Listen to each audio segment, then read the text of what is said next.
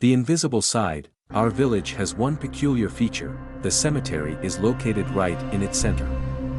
Many roads either pass through the cemetery or run alongside it. My family was incredibly lucky. We lived right next to the cemetery. Not only did we see the crosses every time we stepped out of the house, but all the funeral processions passed by our gate. I saw so many of them as a child. I knew the tune of the funeral march by heart from almost infancy. This is to say that I was not a timid child. I had seen plenty of dead people, and the cemetery did not scare me.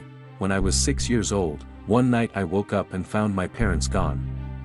Later I learned they had gone to the city on market day. To save money on the journey, they walked, as many villagers did. The walk to the city took about an hour and a half to 2 hours, meaning that to be at the market by 6 a.m., they had to leave around 4 a.m. So they left without warning me, thinking I would wake up in the morning when it was already light. But I woke up right after they left. The house was dark, and no one responded to my calls.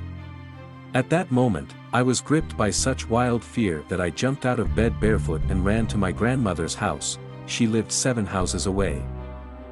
I reached her in the middle of the night and started knocking on the window. My sleepy grandmother opened it, fussed over me, calmed me down, and explained that my parents had gone to the city. I remembered that I had left the house in a panic without closing the door. Being a responsible child, I asked my grandmother to go back with me to close the door. She grumbled but agreed to take me home. We went inside together. I put on shoes and a sweater, and my grandmother made my bed. I had completely calmed down by then. We closed the front door and headed back to my grandmother's house for tea. As soon as we stepped onto the road, which led past our gate to the cemetery, we heard the sound of hoofbeats from the direction of the cemetery, as if someone was quickly riding a horse. Instinctively, we stepped aside and looked around. There was no one.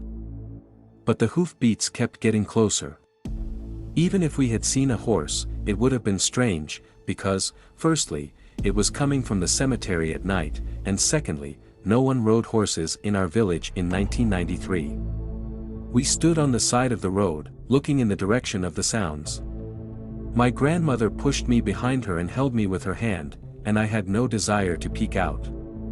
It was terrifying. I understand now that it wasn't just me who was scared, but my grandmother too. It didn't last long, but for me, it felt like an eternity.